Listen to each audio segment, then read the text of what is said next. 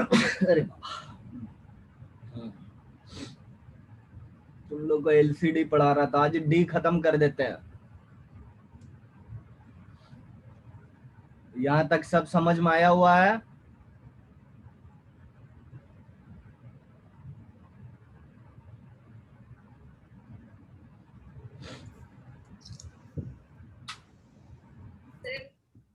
हाँ बोलो Sajiya. Last question फिर से बता दीजिए ना। ये वाला यस देखो, ग्राफ नहीं समझ में आ रहा है। इसका ग्राफ नहीं समझ में आया ना?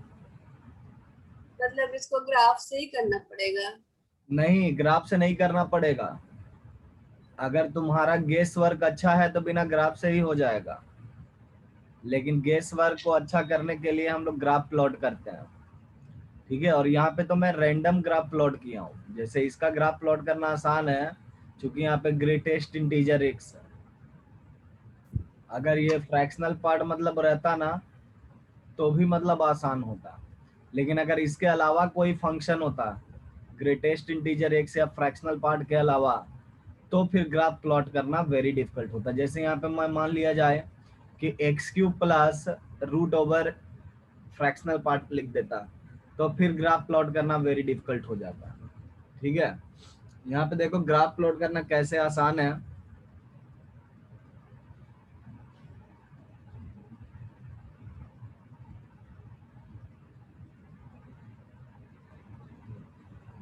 देखो, जैसे मेरा फंक्शन हम डिस्कस करते हैं, तो ग्रेटेस्ट इंटीजर तो कांस्टेंट होता है ना,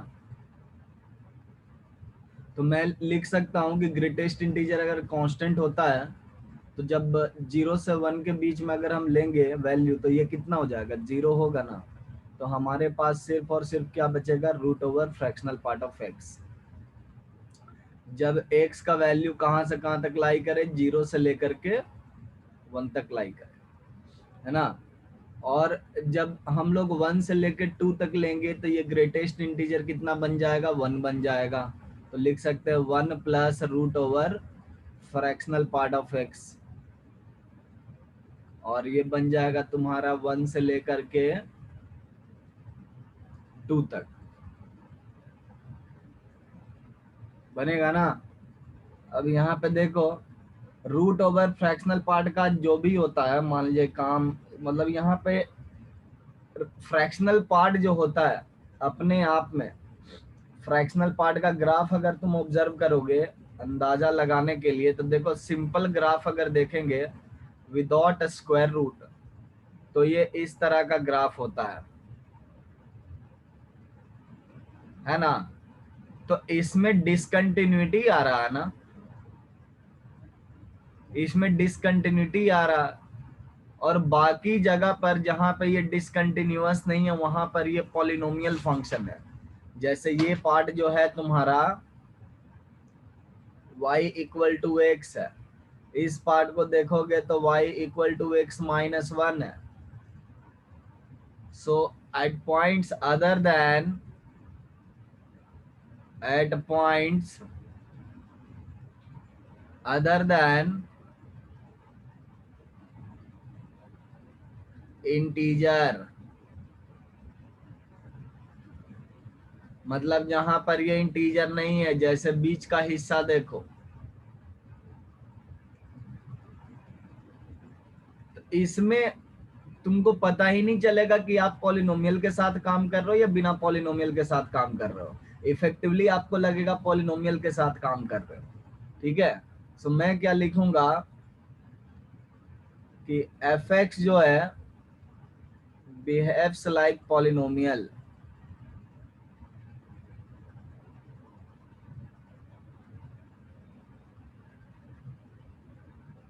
अगर ये पॉलिनोमियल टाइप का है, तो ये डिफरेंशिएबल भी है, कंटिन्यूअस भी है, मतलब बीच में। तो प्रॉब्लम कहाँ पे आती है? प्रॉब्लम आती है जहां पे इसका डेफिनेशन ब्रेक हो रहा, वहीं पर ना, वहीं पर ना चांसेस है इसका कंटिन्यूटी या डिफरेंशियबिलिटी ब्रेक होने का। Yes sir. तो हम वहीं पर चेक कर लेंगे। सिर्फ हमको x इक्वल टू 1 तो पहले ही बताया गया है कि x इक्वल टू 1 पर चेक करिए। हमको थोड़े ना वो बोला है कि अपने मन से चेक करिए जहां पर इच्छा करे। अगर हमको जहां पर इच्छा करे बोलता है चेक करने के लिए, तो मैं इंटीजर को ही टारगेट करूंगा, अगर ये नहीं भी बताएगा तो भी। समझ गई? Yes, sir. तो थोड़ा ये सब में फर्क लगाना पड़ेगा। ये सब देखने में सवाल बहुत छोटा रहता है, लेकिन ग्रेटेस्ट इंटीजर फ्रैक्शनल पार्ट जहां पर आ जाए तो कम से कम जहां जहां पर वो जहां पे इनका डेफिनेशन चेंज होता है, मतलब इनका वैल्यू चेंज हो रहा है ना, अचानक से सडन जंप आ रहा है, वहां वहां पर डेफिनेटली चेक करें, और उसके अलावा जगह पर चेक करने की जरूरत नहीं पड़ेगी। मैं ये भी बता रहा हूँ कि बीच में आपको कभी भी चेक करने की जरूरत नहीं पड़ेगी। कोई भी फंक्शन है, जैसे आप यहाँ पे मैंने लिखवाया था कि कुछ फंक्शन है जो डिसकंटिन्यूअस के कैटेगरी में आते हैं, उनमें है ये तुम्हारे डिसकंटिन्यूअस में भी आता है, नॉन डिफरेंशिएबल में भी आ रहा है। ये आपका कंटिन्यूअस है बट नॉन डिफरेंशिएबल है, और ये आपका डिसकंटिन्यूअस है और नॉन डिफरेंशिएबल फंक्शन। ठीक है? तो कहाँ पे जहां जहां पर ये लोग डिसकंटिन्यूअस या नॉन डिफरेंशिएबल है ना, वहीं पर चेक करना होगा। जैसे इस केस में आपको इंटीजर को टारगेट करना होगा, इस केस में भी आपको इंटीजर पॉइंट को टारगेट करना होगा, इस केस में आपको जहां पर ये 0 हो रहा है ना वहां पे टारगेट करना होगा, इस केस में जहां पर ये 0 हो रहा है वहीं पर टारगेट करना होगा। फिक्स है? समझ में आया? Yes, sir. तो आज हम लोग सिंपल सवाल ना करके थोड़ा इसमें जो यूनिक सवाल होता है उनको करेंगे।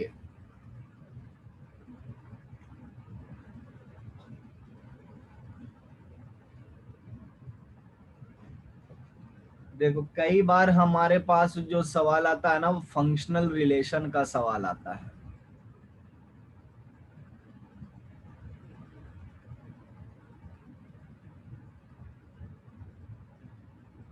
फंक्शनल रिलेशन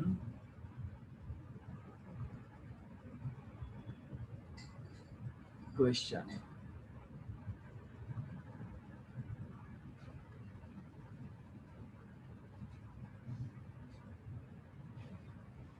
तो फंक्शनल रिलेशन क्वेश्चन कैसा होता है इसमें, है ना, उसको देखते हैं, और इसको एग्जांपल से समझना बेहद आसान होगा।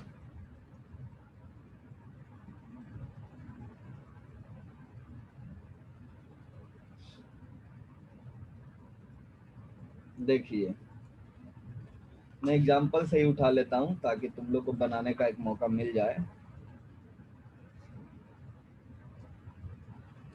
इलस्ट्रेशन नंबर 16 में ले रहा हूं।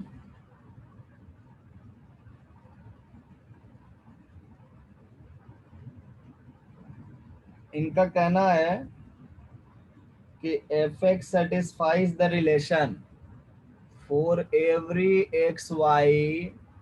हमारा f(x) जो है वो इस फंक्शनल रिलेशन की काफी तारीफ कर रहा है।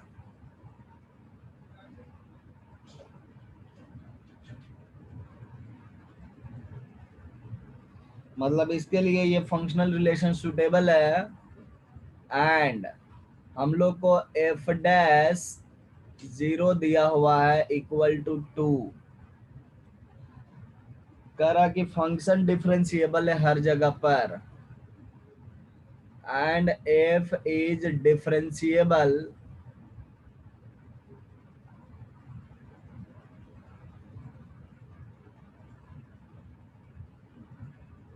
एवरीवेयर। ये डेटा बहुत जरूरी है, ठीक है, और ये भी डेटा बहुत जरूरी है। आपको याद होगा कि फंक्शनल रिलेशन का क्वेश्चन जो है कंटिन्यूटी में भी आया था, और कंटिन्यूटी में हम लोग कुछ डेटा अपने मन से निकालते थे, है ना। तो यहाँ पे जो कंटिन्यूटी में आपको बताया गया था वो इस तरह से कुछ था, है ना। कंटिन्यूटी वाला पार्ट पहले करो क्योंकि उसका जरूरत पड़ेगा। कंटिन्यूटी वाला पार्ट में क्या था, हम लोग कुछ कुछ गेस करते थे ना। जैसे मान लिया कि ये डिफरेंशिएबल दिया हुआ है हमको, तो इसका मतलब ये कंटिन्यूअस भी हर जगह पर होगा ही अगर दिया हुआ है तो, है ना। तो कंटिन्यूअस है तो हम लोग क्या करते थे, यहाँ पर दोनों को 0 0 प्लेस कर देते थे ना। याद होगा कि ये वाला क्वेश्चन में दोनों को 0 0 प्लेस कर देते, put x equal to 0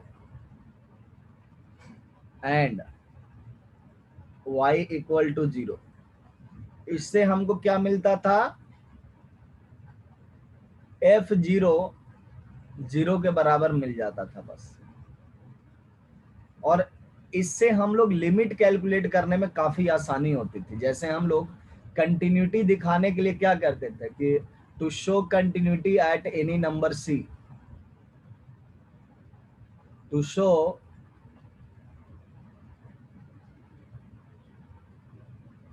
continuity at x equal to c, हम लोग लिखते थे LHS equal to limit c minus fx। अगर हम इसको किसी तरह से दिखा दे कि ये fc की तरह बराबर है तो काम चल जाएगा, है ना। और हम लोग c माइनस को लिख सकते हैं limit h tending to 0 f of c minus h। अब यहाँ पे जैसे ही c माइनस h आया है, हम लोग x की जगह पर c देख रहे हैं और y की जगह पर माइनस h देख रहे हैं। सो लगा दो डेफिनेशन।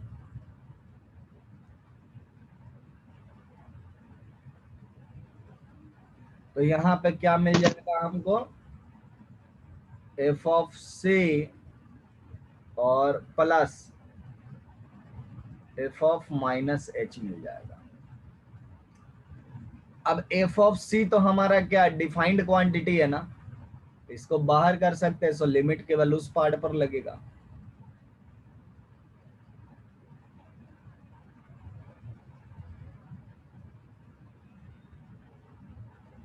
अब बताइए कि ये 0 को टेंड कर रहा तो f 0 के बराबर ही होगा ना, कंटिन्यूअस है। तो यहाँ पे हम लोग क्या कहेंगे कि this will be equal to f0,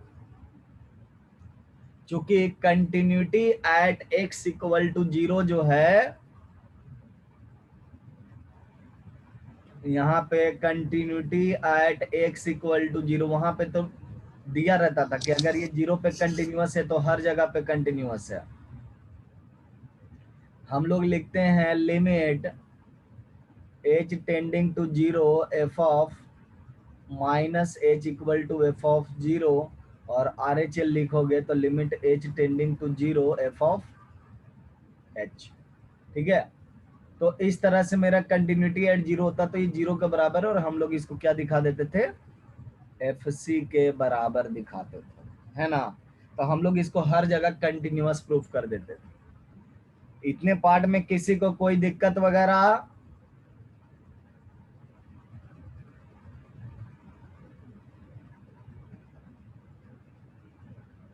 याद है यहाँ तक सुमित?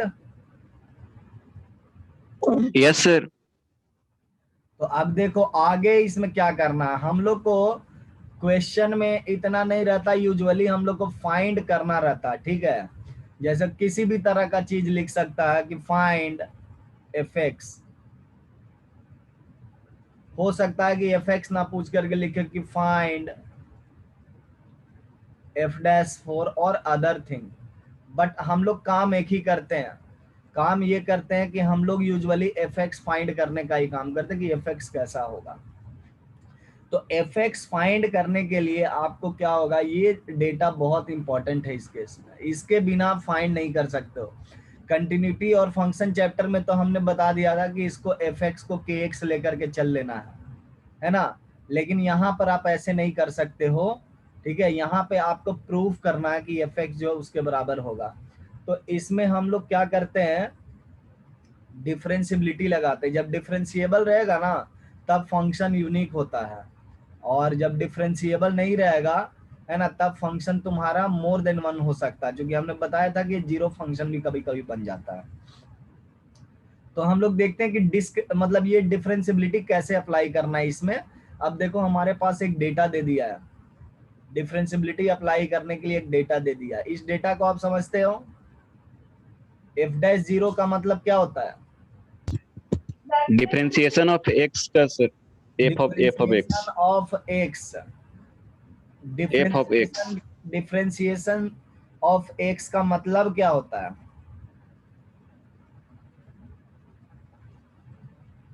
इसको इक्वेशन वाइज क्या समझेंगे, इस टर्म को अगर इक्वेशन से हमको समझना होगा है ना इस स्टेटमेंट को, तो क्या समझेंगे, लिमिट के टर्म में।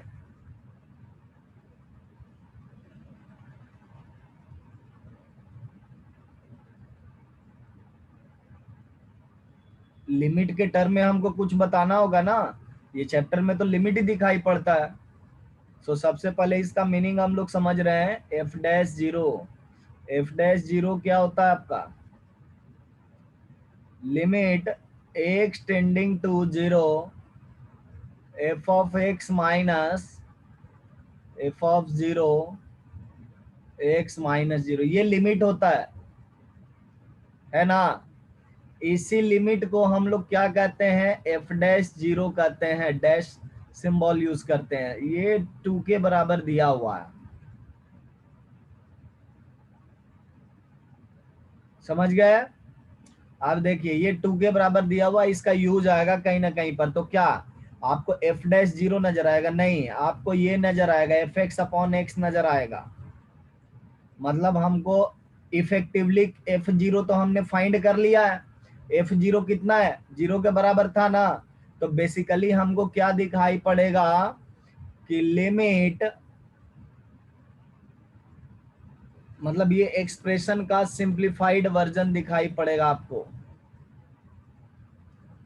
Limit x tending to zero, अगर एफ एक्स बाई एक्स दिखाई पड़ता है तो इसको 2 लिखना होगा, मतलब इसका लिमिट एग्जिस्ट करता है, ये बता रहा है ना। तो अब करना क्या होता है इसमें ना, हाउ टू स्टार्ट, ये हो गया कि साइड की बात है।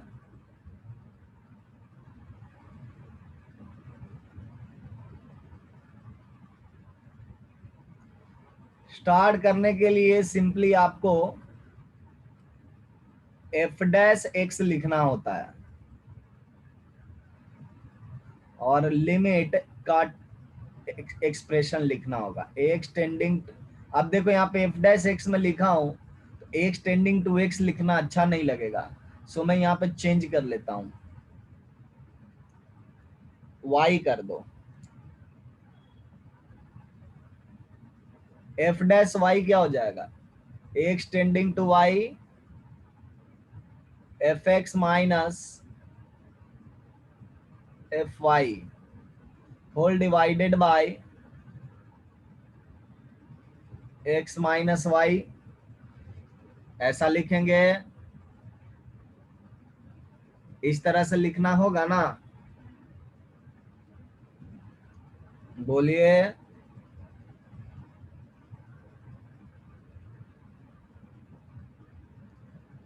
Is it right expression?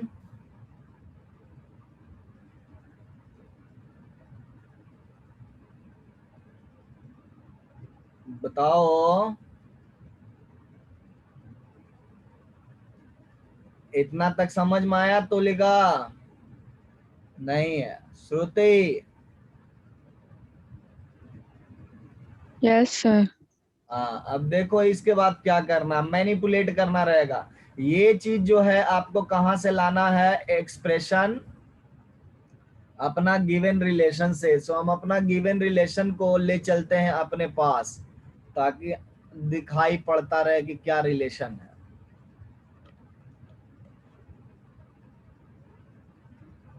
देखिए हमारे पास जो रिलेशन है ये है।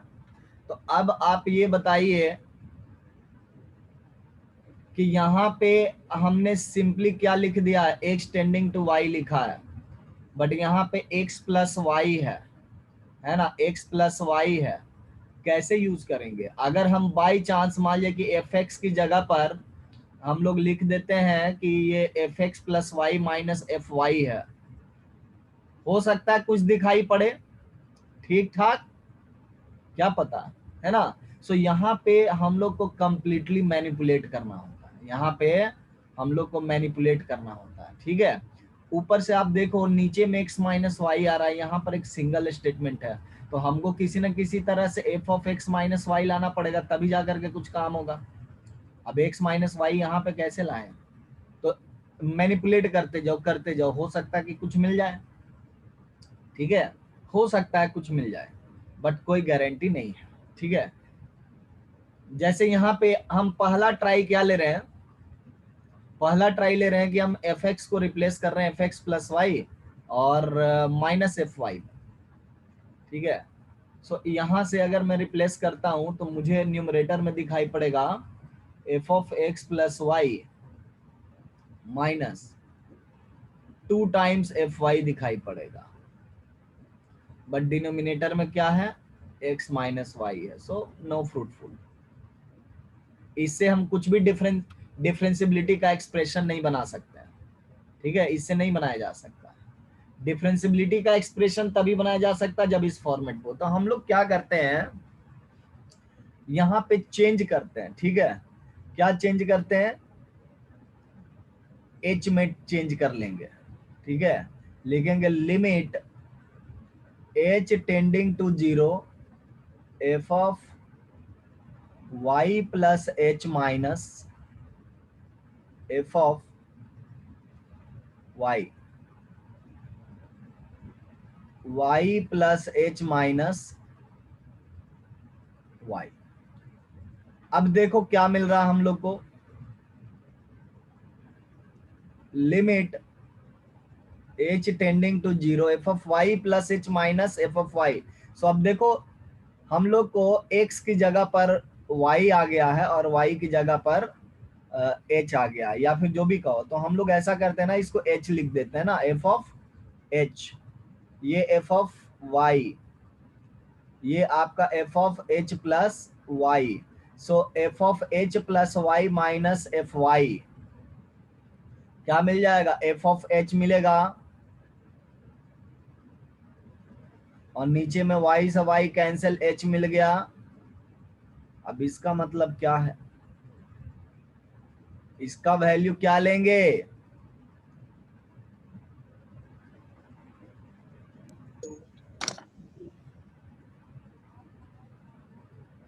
इसका वैल्यू कहां से लाएंगे, ऊपर में जो 2 आया, ऊपर में जो 2 हमने लाया था वो इसी के लिए लाया था। वो सवाल में वैसा ही डेटा आपको प्रोवाइड किया हुआ रहेगा, समझ गया, f'0 सवाल में वैसा ही डेटा प्रोवाइड किया रहेगा जो तुम मैनेज करने के बाद पहुंचोगे, ठीक है। तो हम लोग यहाँ पर लिख देंगे 2। तो हम लोग यहाँ पे क्या देख रहे हैं कि f' जो है 2 के बराबर है,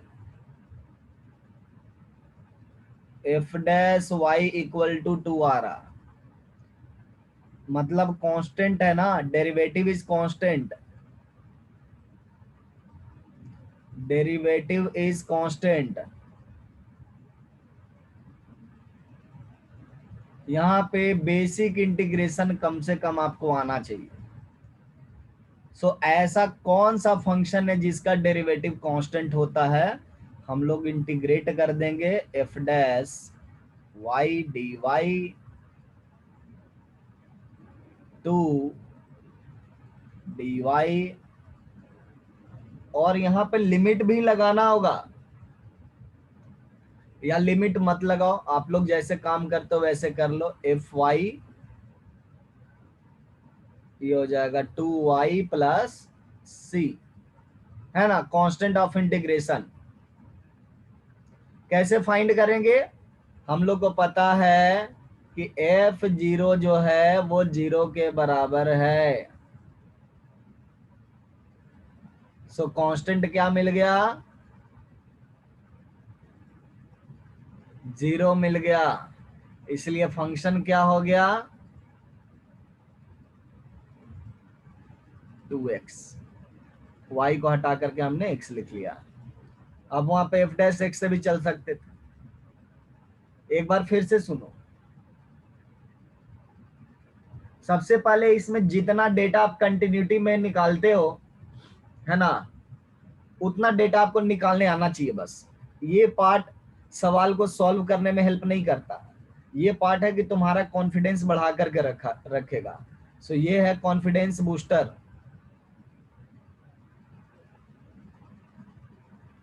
इसको आना चाहिए, ये चीज आना चाहिए आपको मैनिपुलेट करना। सवाल कहाँ से करना है शुरू? यहां से करना है। How to start. आप क्या करो, एफ डैश वाई लिखो। एफ डैश वाई को एच के टर्म में लिखना है, write in terms of h. ये काम नहीं करना है, समझे? इस काम से फायदा नहीं होता कभी भी। सो आप डायरेक्टली क्या करोगे, इसके टर्म में लिखोगे। हो सकता है कि कभी कभी ऐसा सवाल दे दे जिसमें मैनिपुलेट करके यही बन रहा हो, तो अलग बात है। लेकिन अगर ये भी बनेगा फिर भी तुमको ये पार्ट इस्तेमाल होगा ही। So directly right f dash y equal to limit h tends to 0 और y प्लस एच, मतलब h के टर्म में, है ना, in terms of h।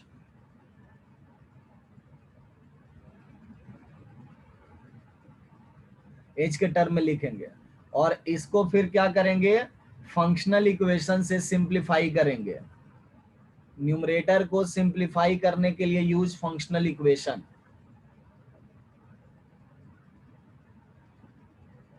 To simplify it,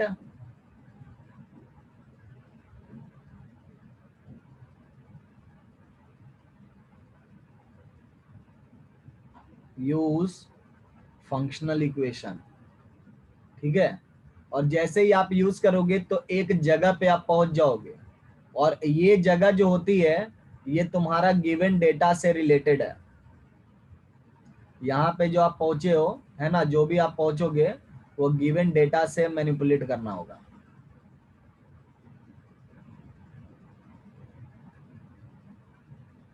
manipulate with given data.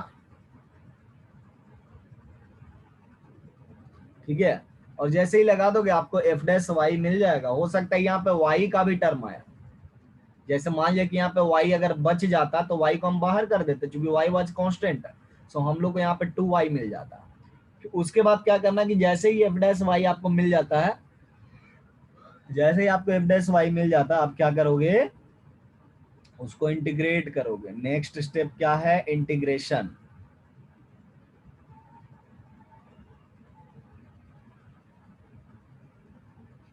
Integration करने पर आपको एफ वाई मिल जाएगा, और उसके बाद है आपका इंडेफिनिट इंटीग्रेशन। अगर आप करते हो तो कांस्टेंट फाइंडिंग। नेक्स्ट स्टेप क्या है, constant finding.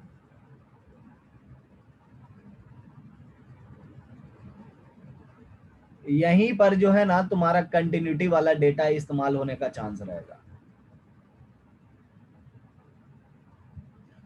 Use continuity data here. Continuity तो आपको लिखा हुआ ही नहीं रहेगा ना, continuity derived data.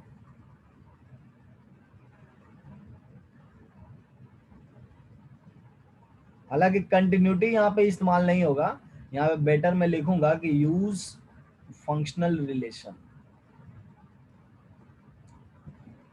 Again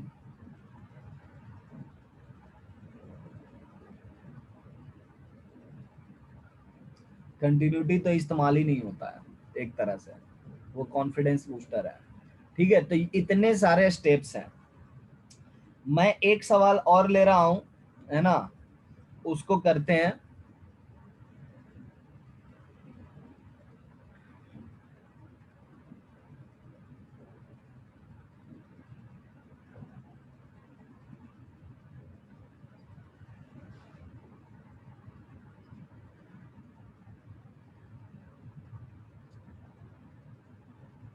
F of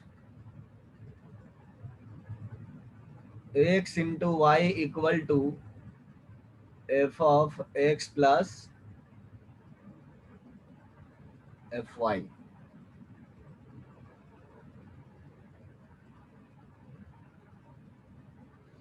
ठीक है,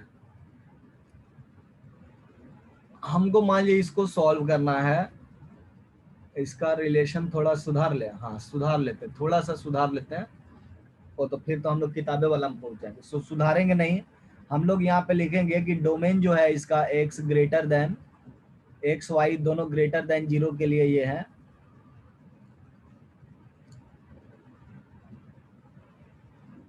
दोनों ग्रेटर देन 0 के लिए है, और इसमें किसका डेरिवेटिव बनेगा,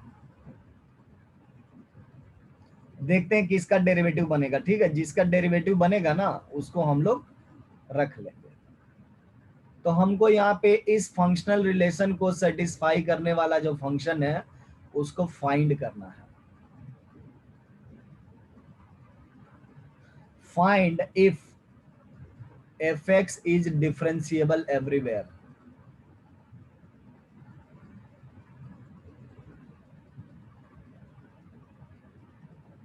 ठीक है, अगर fx डिफरेंशिएबल हर जगह पर है तो हमको क्या करना है, फाइंड करना है। हो सकता है इसमें f'(1) की जरूरत पड़े। ठीक है, जिसको 1 में ले रहा हूं, डिफरेंट भी ले सकते हैं। तो देखो यहाँ पर क्या है, सॉल्यूशन कहां से करना है हमको, बेसिकली f' लिखना होता है, किसके फॉर्म में, h के फॉर्म में। सो लिमिट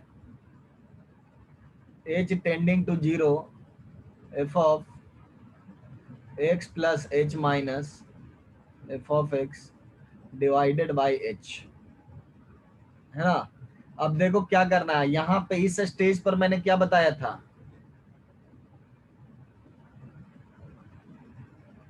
ये तुम फाइंड नहीं किए हो नीतीश, ये तुम्हारा गेस है ना। ये फाइंड हम लोग करने जा रहे हैं, ये हमको पता है कि तुम लोग को याद है ये सब रिलेशन, इसीलिए सब एग्जांपल भी लिया जा रहा है कि देखो कैसे वहां तक पहुंचना है। So f of x plus h, f of x plus h कैसे मैनिपुलेट करेंगे इसको, है कोई तरकीब, बहुत डिफिकल्ट होता है इसको मैनेज करना, इतना आसान नहीं है।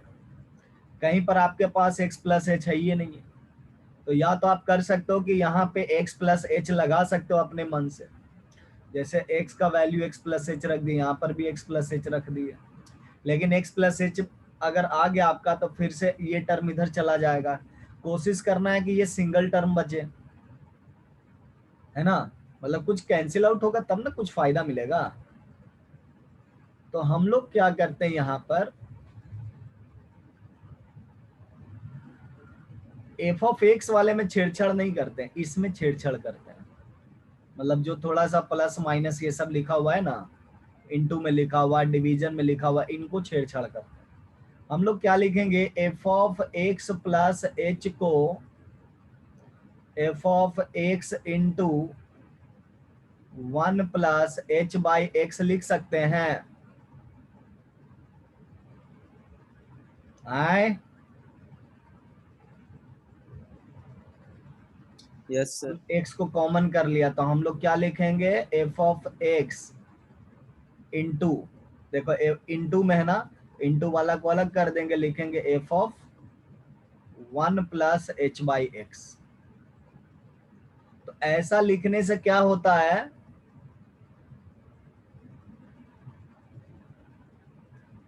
कि ये आपका जो है F of x plus f of 1 plus h by x बन गया और माइनस एफ ऑफ एक्स मिल गया, एच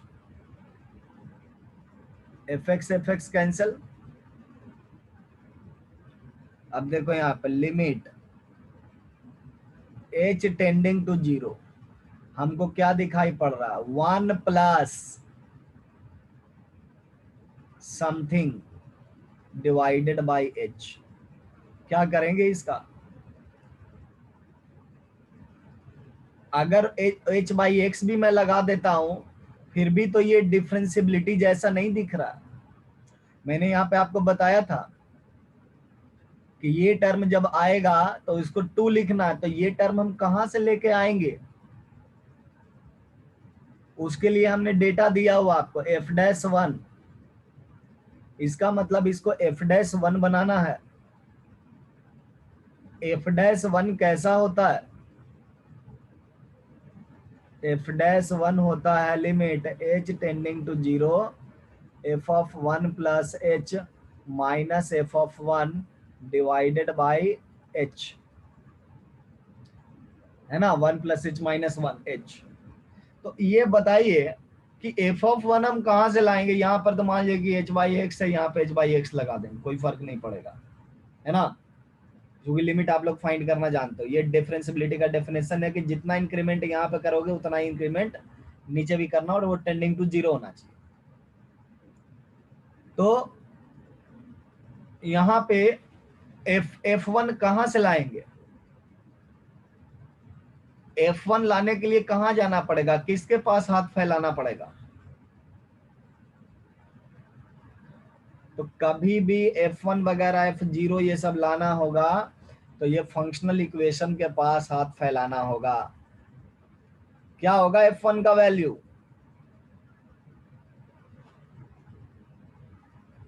कैसे मिलेगा f1 का वैल्यू?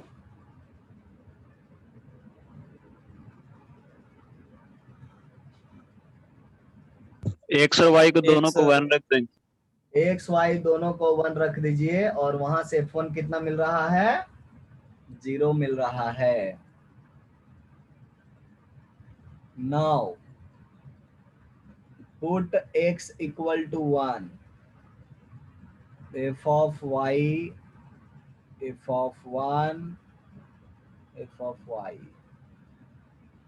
f1 बराबर 0, है ना। तो अब मैं क्या बोलूंगा कि जैसे ही हमको पता चल गया कि ये f1 0 है तो मैं क्या बोलूंगा कि हमारा f' कैसा दिख रहा था? f' equal to limit h tending to 0 f of 1 plus h by x minus f of 1, मतलब माइनस 0 है ना, मैं 0 को f of 1 लिख रहा हूं और यहाँ पे मैं लिखूंगा h, लेकिन यहाँ पे एक x भी चाहिए इसको, तो हम लोग क्या करेंगे, x डिवाइड कर देंगे और x मल्टीप्लाई कर देंगे। सो इतने पार्ट का वैल्यू क्या हो जाएगा? यहाँ से लेके यहाँ तक का जो पार्ट है तुम्हारा वो f'1 के बराबर है। तो हम लोग लिखेंगे this is f'1 into x. अब इंटीग्रेशन का रूल है कि लाइक टर्म्स को एक साथ ले जाना है, सो लिखेंगे, अच्छा 1 बाई एक्स आ रहा ना, जिस तरह से इंटीग्रेट हो जाए वैसे इंटीग्रेट करना है। तो अब बताइए यहाँ पे f' में f अगर जाएगा तो कोई फर्क मतलब फायदा नहीं पहुंचाएगा, क्योंकि पता ही नहीं चलेगा कैसे इंटीग्रेट होगा। तो हम लोग क्या करते हैं, इसको इंटीग्रेट करते हैं, वैसे भी f फाइंड करना है, डायरेक्ट इंटीग्रेशन आप यूज कर लीजिए।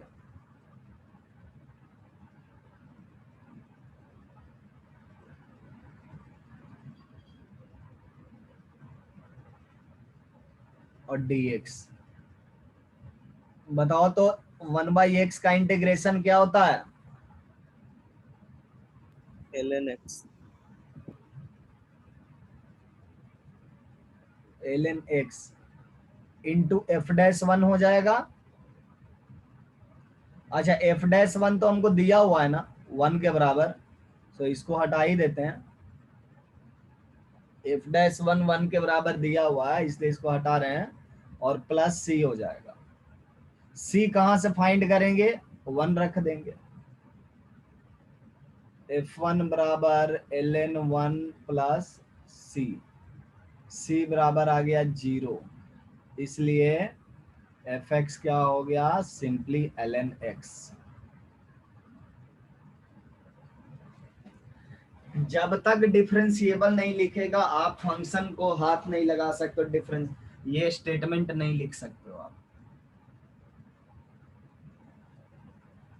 समझ में आया बच्चों सारा?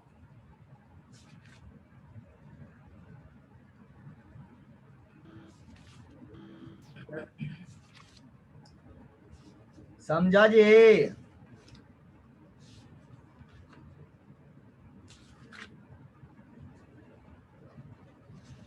अरे हाँ ना, कुछ तो कहो। समझ गए सर। बहुत जल्दी तुम लोग समझ जाता, हमको कभी कभी डाउट होने लगता है। अब देखो, एक बहुत ही खराब सा फंक्शनल रिलेशन में ढूंढ रहा हूं, अगर मिल जाएगा तो फिर उस पे वर्क करते हैं। डिफरेंशियबिलिटी में इतना ही टाइप का सवाल होता, फिर आ जाता है डिफरेंशिएशन। और डिफरेंशिएशन तो तुम लोग को अच्छा ही लगता है, फिजिक्स में पढ़ ही चुके हो। थोड़ा अच्छा फंक्शनल रिलेशन देख रहा हूं, एक मिनट रुक जाओ।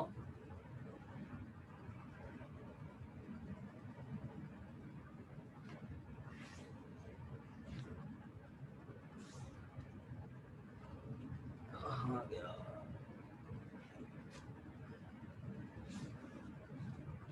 विंडो टू जेई मेन, इसमें तो एक भी सवाल वैसा नहीं पूछना चाहिए।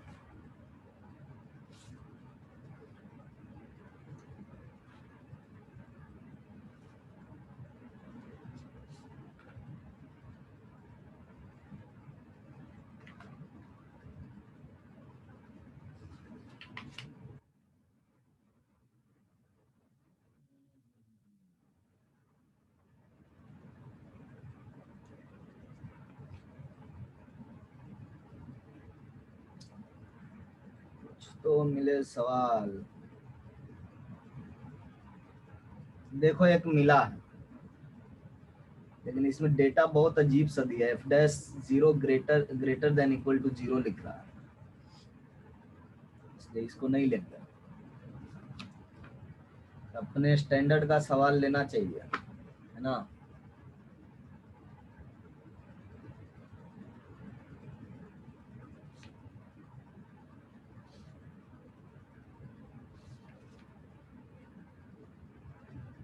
हम्म।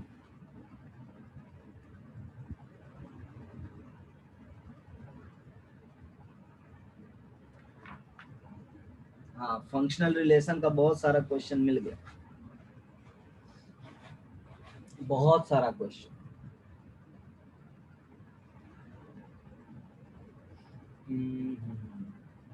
सो सबसे अच्छा सवाल मेरे को दिखाई पड़ा है 49 नंबर सवाल। कहो प्रेम रंजन।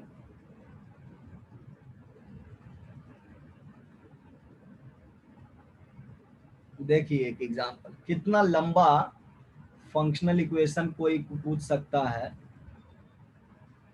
कह रहा कि फंक्शन जो है आपका R से R में है,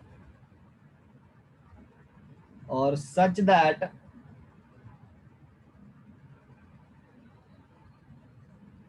एफ डैश जीरो बराबर 1 है, and f of x plus y, f of x, f of y e का power x plus y into x plus y e का पावर एक्स ई का पावर वाई 2xy। हर एक x Y के लिए ये दिया। कहता है डिटरमाइन एफ एक्स,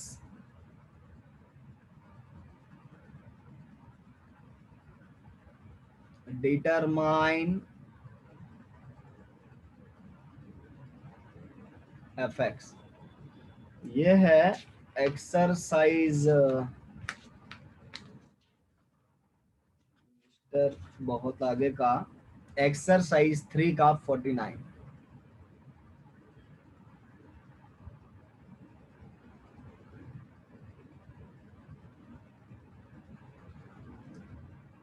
तो इसमें क्या करना होगा, जैसे हम लोग अप्रोच लगाते थे ना, वही अप्रोच लगाएंगे और एडजस्ट करते जाएंगे। So we right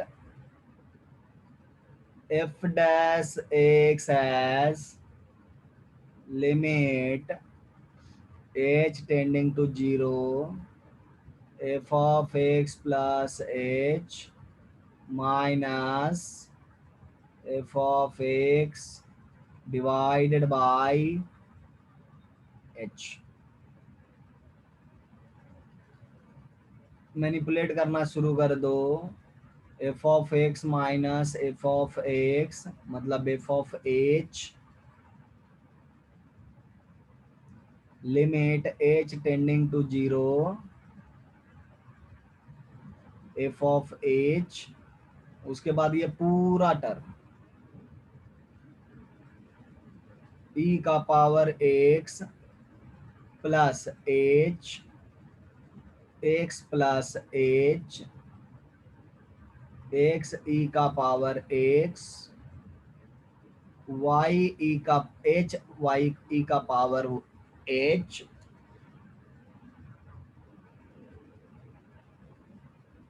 plus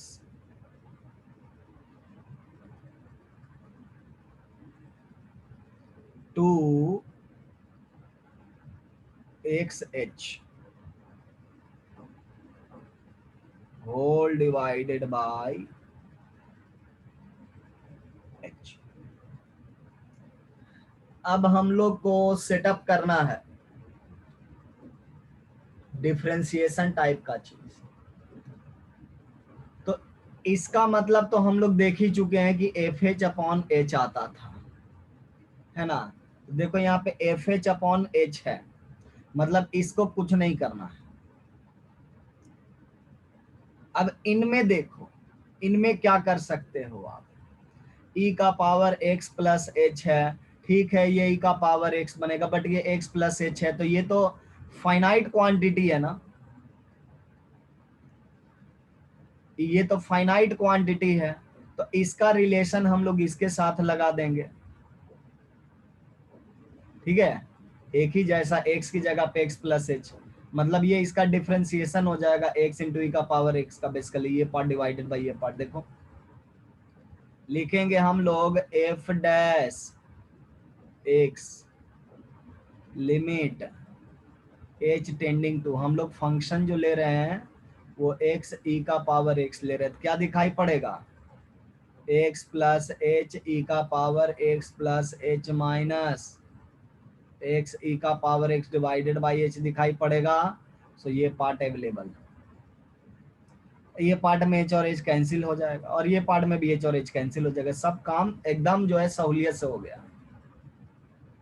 so हम लोग इसको डिफरेंट पार्ट्स में ब्रेक कर लेते हैं, लिमिट के वो पार्ट को अलग कर देते हैं जो एग्जिस्ट करता है, जैसे कि f h by h plus limit e का power x plus h x plus h e का power x divided by h, और यहाँ पे h डिवाइड कर दोगे तो minus limit h tending to 0, ये मिल जाएगा h डिवाइड करने पर e का पावर h, और ये मिल जाएगा -2x, है ना। सो अब बाकी चीजों को हम इरेज कर रहे हैं, जो समझाने वाली चीजें थी, या उसको दूसरी जगह पे ले चलते हैं।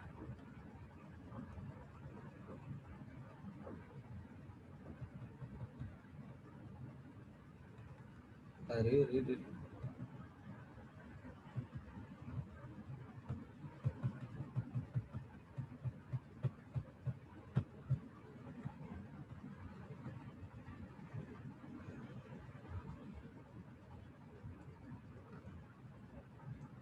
हाँ, तो देखिए क्या है, अब देखो इसका लिमिट कितना होगा, 1 होगा ना, ये एफ डैश 0 के बराबर है, ये आपका एफ डैश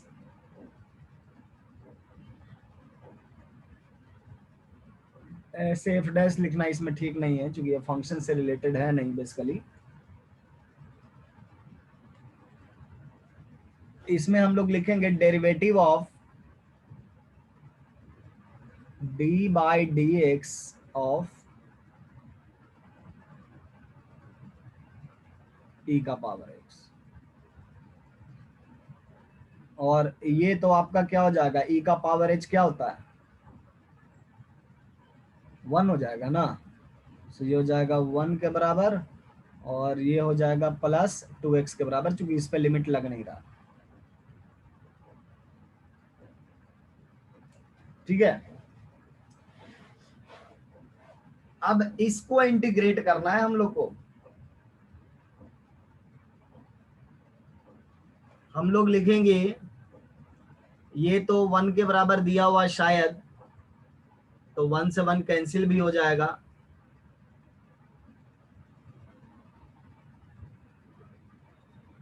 अब हम लोग को मिल गया एफ डैश एक्स जो है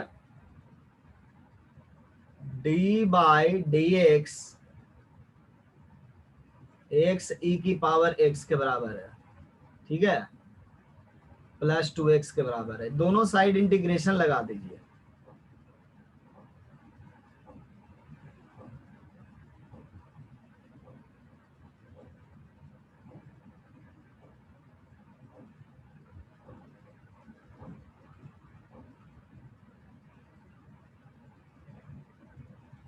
अब क्या करेंगे, इसका तो एफ डैश एक्स हो जाएगा, एफ एक्स हो जाएगा,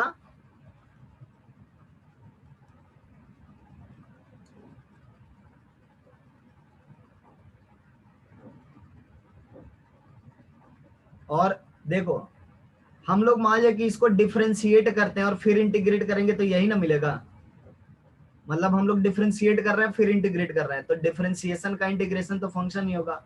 सो लिखेंगे एक्स ई का पावर एक्स, और यहां से आप एक्स स्क्वायर बाई 2 लिख ही सकते हो, और यहाँ पे कांस्टेंट। अब आप f0 फाइंड करने की देख लो, f0 आपको मिल जाएगा, कांस्टेंट मिल जाएगा। अगर f0 नहीं मिलता by sir chance f1 find कर लो, तो जो सर मिलता है उसको टू बोलो। कैंसिल हो जाएगा, 2 कैंसिल ना हो जाएगा 2x।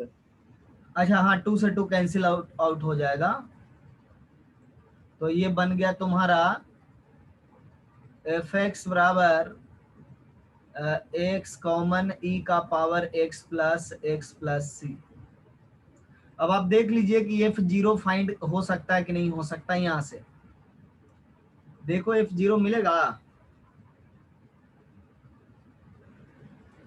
कुछ ना कुछ तो मिल ही जाएगा, है ना। जैसे हम मान के चलो कि y बराबर 0 रख रहे हैं, मिल ही जाएगा, डेफिनेटली मिल जाएगा, और x बराबर भी रख देना, जो मन करे 0 आ जाएगा। सो 0 रखेंगे तो ये 0 ये 0 ये 0, मतलब 0 ही आ रहा है। सो यहां पर भी आपका कांस्टेंट क्या आ गया, 0 आ गया।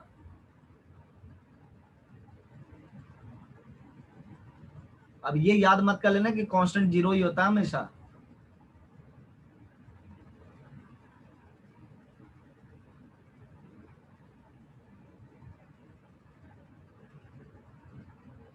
तो देखो कितना लंबा चौड़ा ये सवाल था,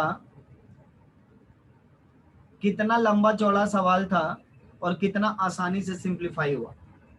केवल आपको लिमिट लेने आना चाहिए, समझ गए, लिमिट लेने आपको आना चाहिए, बाकी इसमें कुछ रहता नहीं है।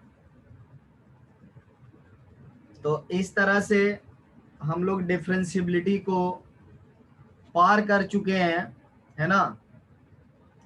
और ये सब सवाल करने का एक जेई मेंस मेथड भी होता है, तो जेई मेंस मेथड हम लोग देखते हैं, जेई मेंस मेथड क्या कहता है।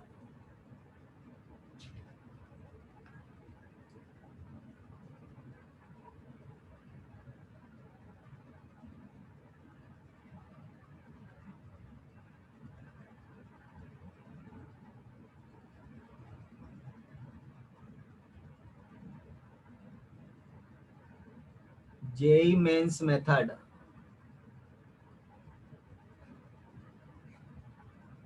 मतलब बहुत प्रैक्टिस में आ जाओगे तो अपने ऊपर वाले मेथड में भी टाइम नहीं लगता है, लेकिन जेई मेंस मेथड क्या कहता है ना, जैसे हम अपने ही दोनों सवालों को सॉल्व करते, जो भी सवाल हमने लिए उनको सॉल्व करने की कोशिश करते हैं। सो पहला सवाल मेरा था f of x plus y equal to f of x plus f of y, ठीक है। और ये डिफरेंशिएबल सब कुछ दिया हुआ था, मैं सारे डेटा मान करके चल रहा हूँ। इसमें एफ डैश 0 आपको दिया हुआ था, जो भी एफ डैश 0 1 2 कुछ 2 था, ठीक है। तो हम लोग इसमें क्या करते हैं ना, डायरेक्टली डिफरेंशिएट कर देते हैं। डिफरेंशिएट विद रिस्पेक्ट टू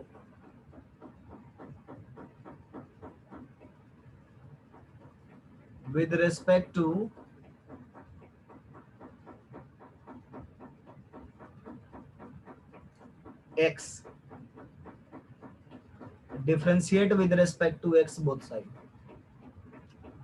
क्या मिल जाएगा, f dash x plus y मिल जाएगा, ये एफ डैश एक्स मिल जाएगा, और ये कांस्टेंट उसको ट्रीट करना, ठीक है, and treat y as constant.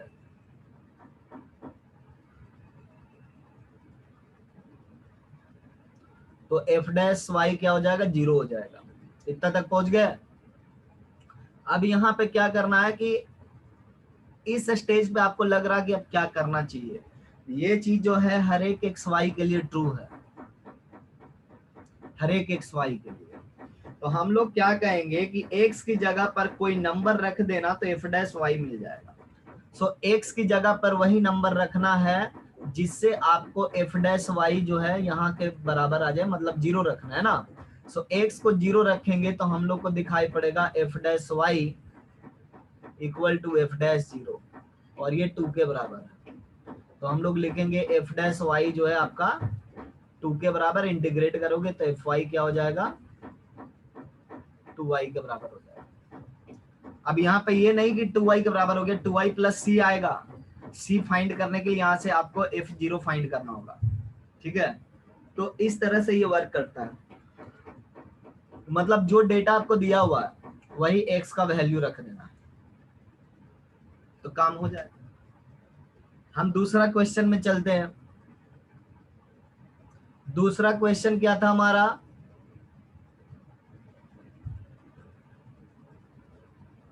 कि f of x into y था, और ये एफ ऑफ एक्स प्लस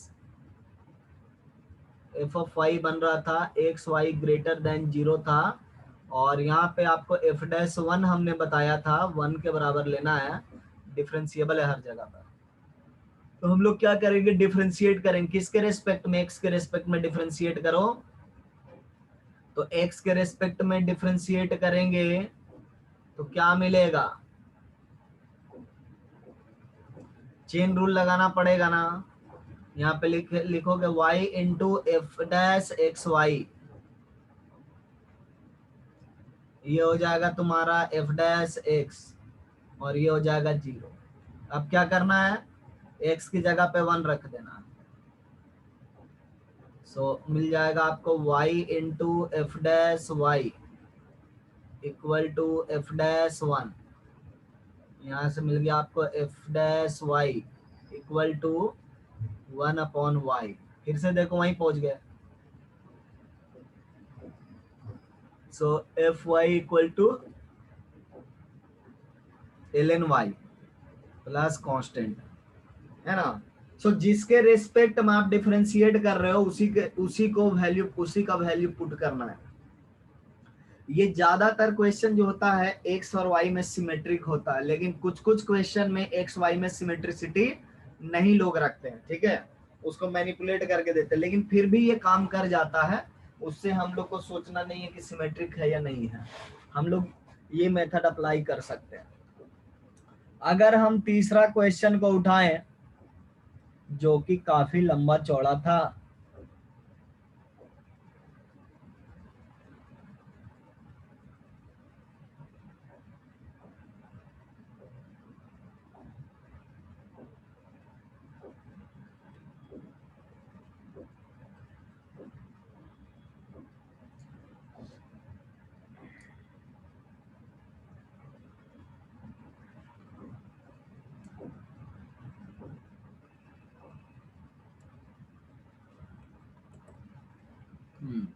तो अब बताइए इसमें किसके रेस्पेक्ट में डिफरेंशिएशन करना होगा। देखो सिमेट्रिक इन एक्स वाई दिया हुआ है, तुम ही लोग इसको ट्राई कर लो, मैं थोड़ा समय दे रहा हूं, करो ट्राई, डिफरेंशिएट करो, एक्स का वैल्यू पुट करो।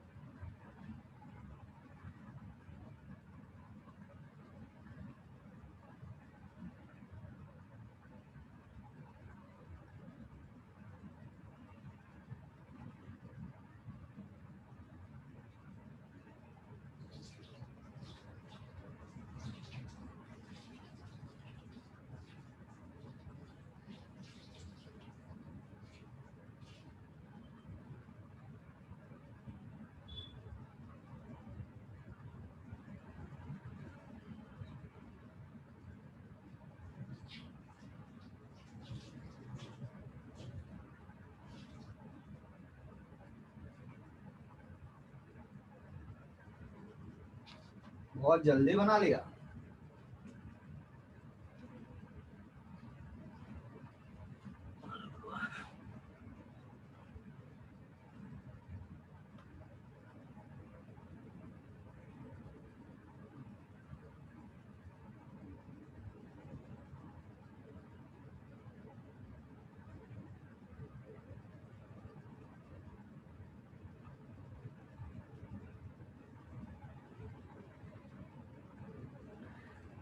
इस स्टेप पे आपको x का वैल्यू रख देना है।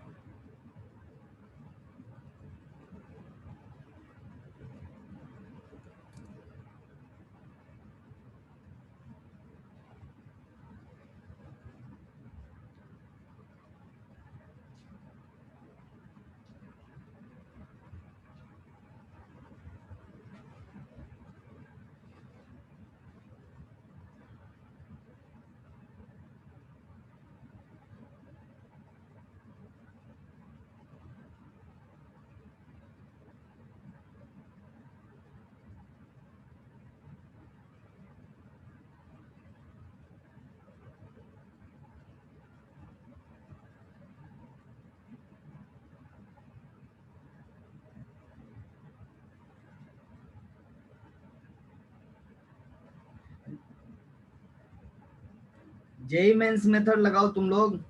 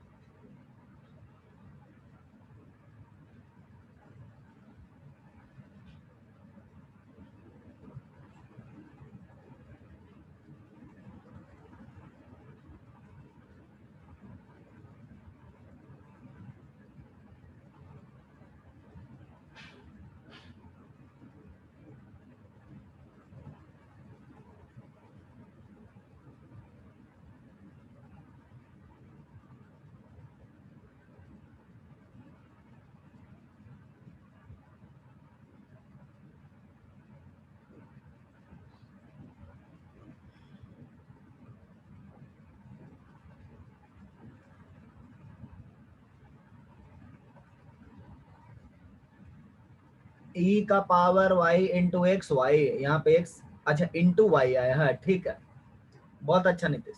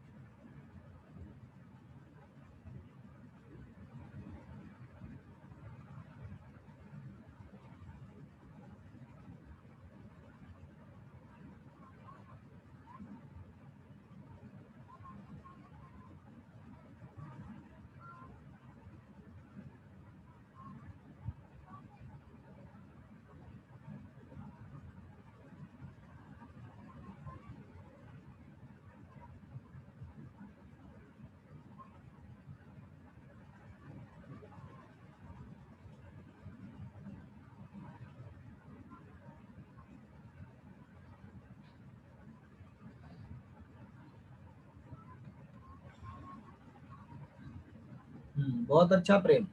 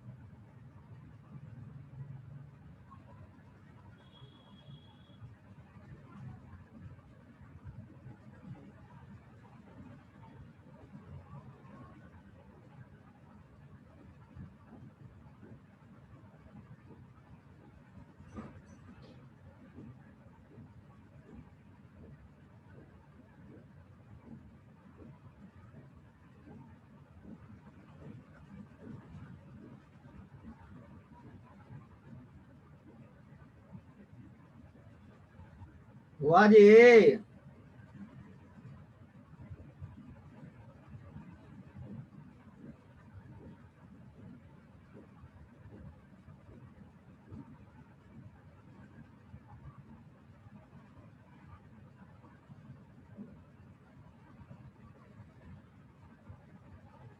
एक्स के रेस्पेक्ट में डिफरेंशिएट करना है, एक्स का वैल्यू पुट करना है। तो तुम लोग फिजिक्स में डिफरेंशिएशन ढंग से सीखा नहीं है, तो अब हमको मैथ में सिखाना पड़ेगा।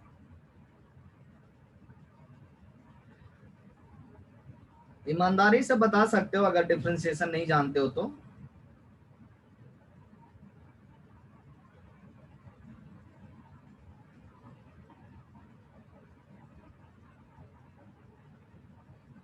जिनको आ गया जिनको सर। डिफरेंस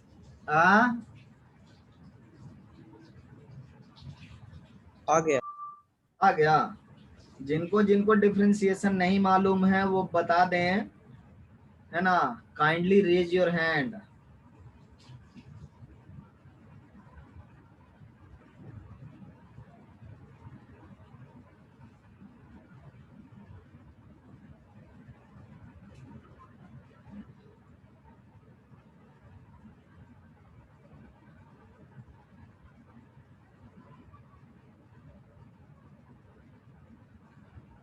नेटवर्क का समस्या आज बहुत ज्यादा होगा।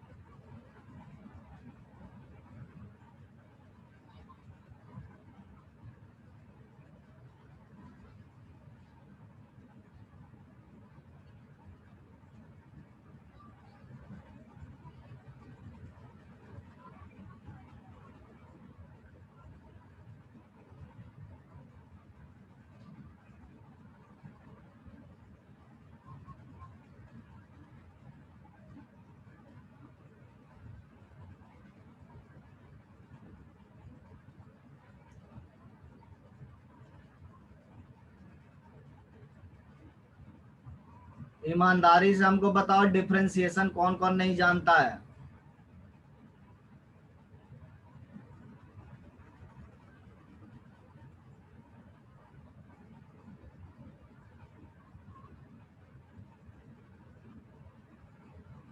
गड़बड़ है सुमित। अरे आंसरवा तो पिछले टाइम जितना आया था वही ना आएगा। y इंटू ई का power y plus y square.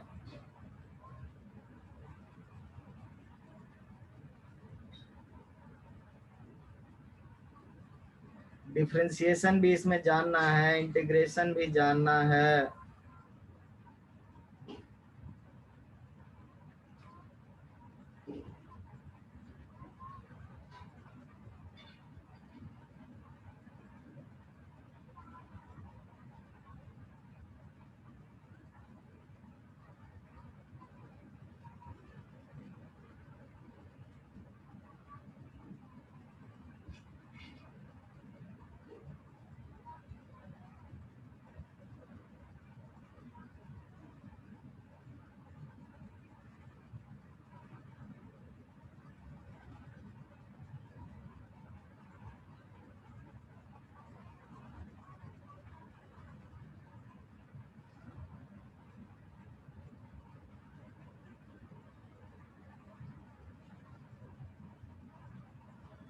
देखो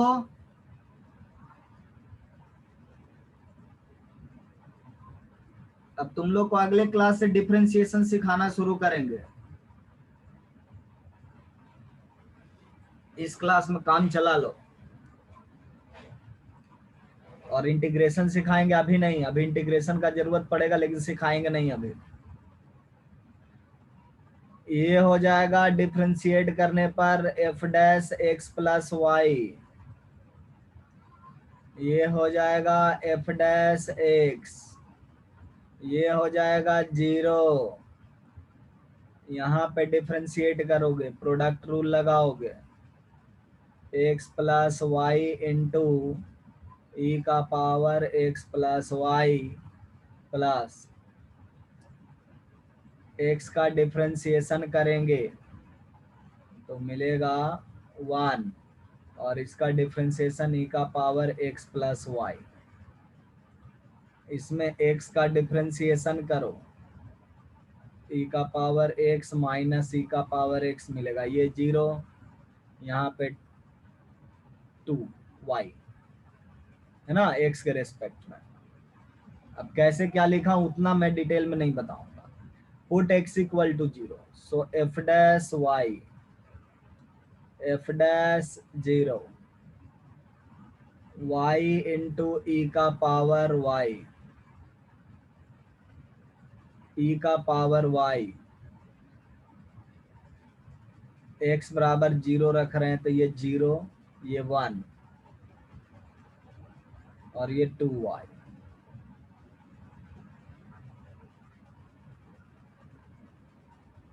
अच्छा x बराबर 0 रखे हैं, e का पावर, ये तो ठीक ही है, और ये एक e का पावर y आ गया ना। एक e का पावर y किसी तरह से चला जाता तो काम हो जाता।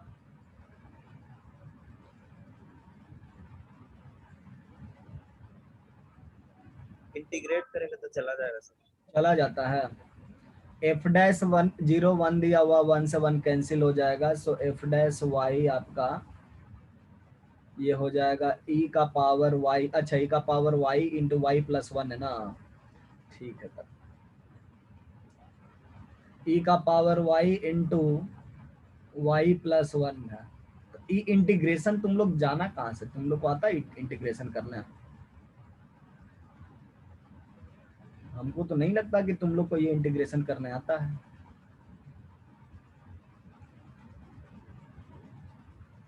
ये एफ डैश वाई आया है ना, और इसको इंटीग्रेट करना है, देखना है क्या मिलता है। अब इसका इंटीग्रेशन तुम लोग जानते नहीं हो, बाई पार्ट्स इंटीग्रेशन करना होता है, और बाई पार्ट्स करेंगे तो आपको मिल जाएगा integral f dash y d y. अभी फिलहाल आप लिख लो है ना। मतलब ये जेई मेंस वाला मेथड में डिफिकल्ट इंटीग्रेशन आ गया।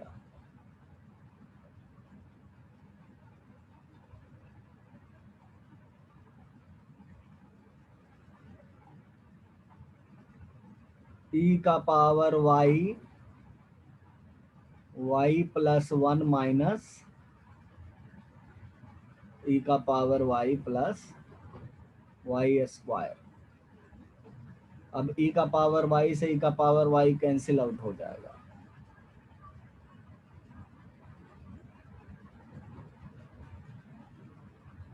अगर आप इस स्टेज तक पहुंच गए हैं तो आप करेक्ट थे। ठीक है, तो यही है जेई मेंस मेथड। अब आप लोग डिफरेंशियबिलिटी जो है, कंटिन्यूटी, ये सब कंप्लीट करना शुरू करो और अगले क्लास से तुम लोग को एमओडी चलेगा। 2 क्लास 3 क्लास तो चलेगा ही एमओडी, फिर ये मॉड्यूल खत्म हो जाएगा तब चालू करेंगे एओडी, फिर वो मॉड्यूल 1 आध सप्ताह चलेगा तब चालू करेंगे इंटीग्रेशन। ठीक है, सब बहुत पीछे नहीं हो आप, फटाफट कोर्स निकलेगा। तुम लोग एकदम जी जान लगा करके मेहनत करते रहो। बोलोगे कि समय नहीं है, अगले वीक पूरा वीक, लगभग पूरा वीक छुट्टी है तुम लोग का मैथ में। नेक्स्ट वीक जो है मैथ में पूरा छुट्टी है। सर और पैराबोला क्या पैराबोला? टेस्ट मतलब कि कुछ टेस्ट का discussion सिलेबस चल आया है रहा। ना? हाँ तो डाउट है कुछ। डाउट है तो डाउट पूछ लेना इस वीक में। कल ऐसा करते हैं ना, कल कौन सा दिन है? Saturday, Friday. कल डाउट सेशन रख देता हूँ। अब तो डाउट ही करना है हम लोग को 1-2 क्लास। अब 1-2 क्लास में क्या हम कर लेंगे, एमओडी खत्म तो होगा नहीं, तो इसीलिए डाउट करवाते हैं ना। नेक्स्ट वीक पूरा छुट्टी है तुम लोग का। कभी कभी हम मतलब क्लास लगा देंगे देखते हुए कि मेरे पास कितना वक्त है।